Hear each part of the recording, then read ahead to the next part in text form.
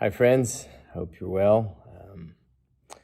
Jumping on to do another video related to the pillars, or some of the things that I perceive as pillars of supersessionism, or pillars of replacement theology.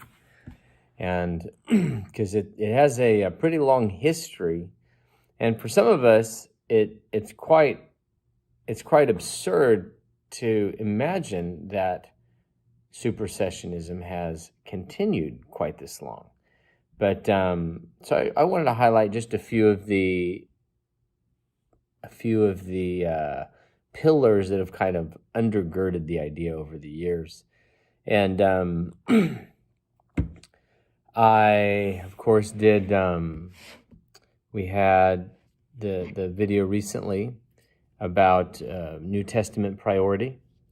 And today I want to talk about something that may seem unrelated, but I want to talk about why was the temple destroyed in AD 70? And that might seem like a really trivial question, but but the reason is that it's even worth asking, because not everything's worth asking, and certainly not everything worth making a video on. I mean, there are certainly serious things going on in the world right now. But is the way you answer that question actually determines a lot about what you think or how you see God acting towards the covenant with Abraham, Isaac, and Jacob. So let me say this to begin with. There are basically three views. Three views related to how or why the temple was destroyed in AD 70. And the first one is just the bad things happen, so to speak. It's basically that the destruction of the temple has no inherent meaning. This is almost like a deist view, right? That God just kind of lets things play out and they don't have meaning except for men are evil. And that is, I mean, I understand the view, but this is almost a view that attempts to minimize the historical relevance of it. And that just doesn't seem like a very reasonable explanation. In my view, if you believe the Tanakh, that is not at all a rational explanation. So in the second view is that, and this is actually very popular right now, in a lot of denominations, this is kind of as a whole, this is how they think about it, is that God was done with the old system of Judaism. And nothing represents the system of Judaism like the temple. I mean, it's geographically and ethnically exclusive. It's not everywhere. It's only in the land of Israel. And it's not stewarded by the Irish or by the Ethiopians. It's stewarded by the Jew. And so that system, in this view, God was simply done with it. So he lifted his hand of protection, or he raised up the Romans, however you view it, to demonstrate to the world that they should abandon ship and jump on with the new things God's doing, called Christianity. And the new thing, of course, was the exact opposite. It was not exclusive and ethnically, localized in the land of Israel. It was universal. It was not geographically based. And so the new thing was what God was doing, and he's not into the old thing, which is the exact opposite. And so that brings us to the third point. And the third point is that it was a judgment from God. It was a judgment from God. And interestingly, that view, as harsh as that sounds, that's actually a view that's shared by Christians and by much of the Jewish community. Theologically speaking, the Jews, Orthodox Jews, have been handed down a tradition from the Talmud that definitely acknowledges that the temple was destroyed because of God's anger towards the nation of Israel in the first century. And so what we have there is an obvious difference on what caused God to be angry, right? Why was God's judgment Why did God's judgment fall on the nation and on the temple in AD 70? And the Christian answer, and we'll get to the Jewish answer in a second, but the Christian answer is, generally speaking, because of their rejection of Jesus. Their rejection of Jesus. And so I'd like to highlight just a couple of points on why I don't think this is a good view. And none of these points have to do with the fact that it hurts Jews' feelings to say that. If it's true, then it's true. I just don't happen to think it's true. So, number one, it really obscures the fact that the gospel spread around the world not because of a bunch of Gentile Christians, but because of a bunch of Jews who accepted the testimony of Jesus and, at the expense of their own lives, spread it across the known earth at the time. And they weren't the only ones. It wasn't only 12 men, right? There were thousands and thousands. In the first 3 chapters of the book of Acts, we have 8,000, I think, alone. 8,000 men. The first 4 chapters. 4 chapters, I think. 8,000 Jews, in addition to those who had already joined during Jesus' lifetime. And then later in Acts 21, when Paul visits James, James tells him, I want you to see how many thousands and thousands of the priests have come to follow Jesus. And so the idea that they rejected Jesus is a little bit overstated. Very overstated, in fact. This is not to minimize that there was serious sin that took place around the crucifixion of Jesus. Bearing false witness in a trial, which the term bearing false witness from the 10 Commandments isn't probably about lying, guys. I know that's going to be really rough on the Sunday school messages, but it's probably a technical term about giving a false testimony in a trial. And so bearing false witness, that's not the only reference in the Torah. It's referenced throughout. The person who gives a false witness about something actually will get the punishment that the defendant was accused, or that is being brought against the defendant. And so there's no question that a false witness was brought against Jesus. And that's a very serious crime, but it's a crime by those men who did it. It's not a crime by the whole nation. God doesn't work that way. And that brings me to the second point, is that it assumes that God counts every Jew for all of time guilty for this sin. And plenty of places in the Torah and in the prophets, it's actually a prominent theme in the book of Ezekiel, explain God doesn't do that. That's not a just way to act. God doesn't kill the sons because of the sins of the father. And so not only would we have to accept that God decided to judge the sons for the sins of their father, but it's literally judging the sons for the sins of the father, because ironically, the temple was destroyed about 40 years after the death of Jesus. Why is 40 years symbolic, or why did I say it's ironic?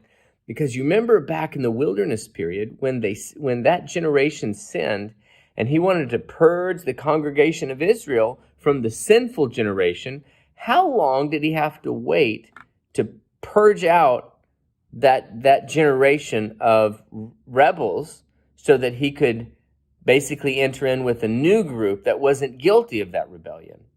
40 years. So it's interesting that after 40 years here, we still have supposedly God counting the sin of rejecting Jesus on the entire nation. So all of these things kind of, and if you go through the book of Acts and even through some of the letters, there are definite statements of Jewish guilt. But number one, the ones in the book of Acts are always those who are guilty in the earlier sections of Acts. Those who are guilty of killing the Messiah were always Jewish men in Jerusalem who were likely present either at his crucifixion or at the chant of crucify him, crucify him. There were very particular men. It wasn't that Paul went into every synagogue in the diaspora. You don't find Paul going into every diaspora synagogue and telling them all that they're guilty for the death of a Jewish man in the land of Israel. Doesn't even come up. So those don't make any sense to me either. So that brings us to the Jewish view.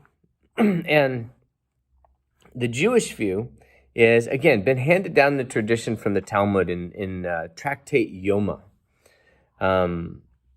Tractate Yoma 9b, chapter 9b, we find that there's a conversation, and they say, why was the first temple destroyed?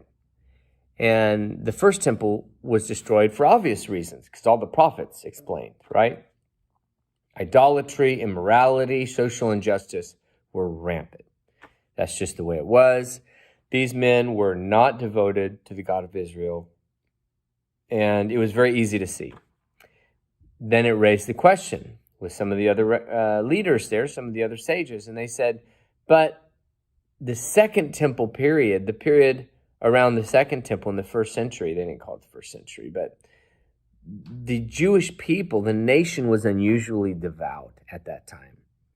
Participation in the prayers, generally speaking, there was a measure of righteousness in the nation, very different from the first temple period, before the destruction of the first temple, where some of the prophets say you're even filthier than some of the Gentile nations who've never even heard of the testimony of God.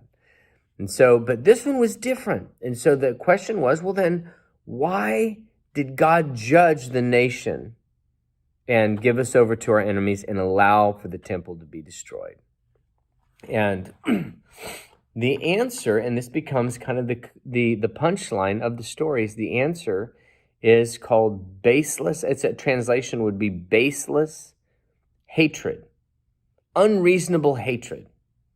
And so some of the sages said the stories we know from that time are that the land of Israel was filled with baseless hatred. They were just very hateful. Sure, they paid their tithes and they went to prayers, but they were just hateful.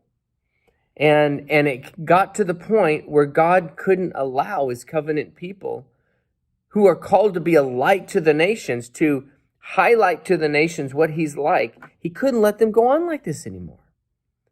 And so he brought his judgment.